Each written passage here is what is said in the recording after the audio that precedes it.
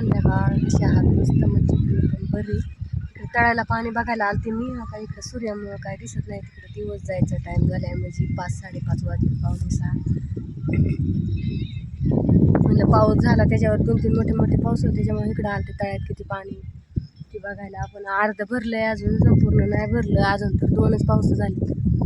पुन्हा तर आता पाऊस नाही काय नाही. आम्ही पण पेरलंय, उडीद आणि बाजरी पेरली, पण काहीच पाऊस नाही काय नाही. पुन्हा पुन्हा भिजवलंय, पाऊस पण येईना आणि काहीच नाही. पावसाची सगळी वाट बघतात पण पाऊस यायला. विहीर पण अर्धी भरली. आता इकडं असं पेरलंय, इकडं पण पेरलंय. पावसाळ्यात इकडं काही बसाय पण येत नाही, एवढं गवत होतं. आत्ताच येऊन बसले मी, लय दिवस झाले इकडं आले. इकडं असं पेरलंय, पाणी दिलंय त्याला. पावसाची आहे ना, थोडं थोडं मध्ये पावसाच्या ह्याने वालाव्याने उगावलं होतं, पण पुन्हा अजून सुकलं होतं. पाऊस येईना म्हणून पुन्हा मामांनी काल पाणी दिलं होतं त्याला. विहिरीला पण पाणी आलंय बरंचसं. आणि इथं म्हणलं ह्या बाबळीला थोडंफार सरपण असं म्हणलं ती बघा.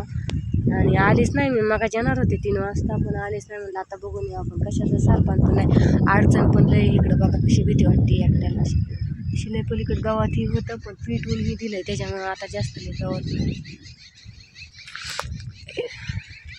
पाणी बघायला. ते कपडे धुवायला छान वाटतं तळ्यावर यायला, पण एवढं पण पाणी नाही. अर्धा आलंय पाणी, काटही लय पडल्यात वाऱ्याने बाबळी खाली.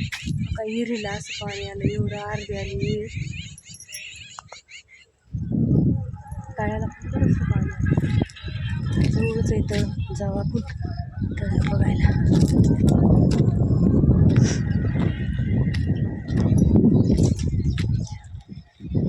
इकडं असा उडीद पेरला आणि बाजरी पेरली त्याच्यामध्ये. म्हणजे एक पाटा बाजरी आणि एक पाटा उडीद असं पेरले. ती बाजरी ही उडीद निघला तरी उडीद लवकर निघतो, बाजरी राहते पुन्हा शिल्लक.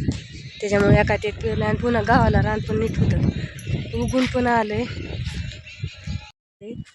आणि बाजरी अजून काही एवढी उगावली नाही. तिकडं पलीकडं उगावली बघा, तिकडं त्या साईडला तिकडं उगावली बाजरी. इथं काय बाजरी दिसत नाही. तळ्याला आलंय असं इकडं लय मोठं पाणी, अर्ध तळं भरलंय. आम्ही गेल्या वेळेस नाही, आता कारखान्यावरून इथं आलतो ना, तर ह्या दगडावर असं कपडे धुत होतं. इथं फुल भरतं ही पार. हो का इकडं पाणी येतं, इकडे ह्या इथं असे कपडे धुत होतो. इथं उभं राहून ह्या पलीकडच्या दगडा उभं राहून इथं कपडे धुत होते. असं पाणी आलंय तळ्याला, दिवस मावाला गेलं.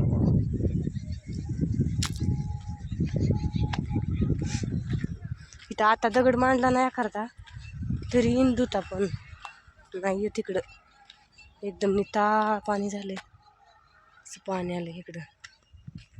मी सरपण पण तिकडे टाकलंय, ती पण म्हणलं आणा, पण नेलंच नाही मी आज.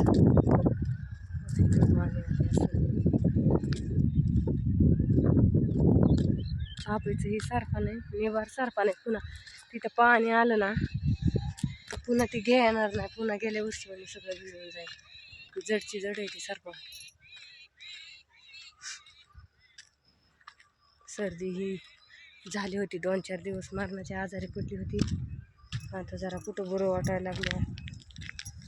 काल पण पुन्हा अजून 2 तास झोपले होते. हातपाय एवढं दुखत होतं तर उठू पण वाटत नव्हतं. गोळी खाल्ली जरा बरं वाटायला लागलं. आज नाही झोपी नाही, आज आली. आज बरं वाटायला लागलं चांगलं. हिंडते फिरते आज मी. बघा इथं अख्खं पूर्ण गावात होतं, अख्खं पिटून दिलंय. इथं पण अख्खं पिटून दिलंय. म्हणलं इथं बाबळीचं सरपण असून इथं मी काढलं होतं तेव्हा सरपण, आणि आता नाही सरपण. हे सगळं केसाला अडकायला लागले. अडचण आहे, शिरायचं पण मध्ये भ्या वाटतं.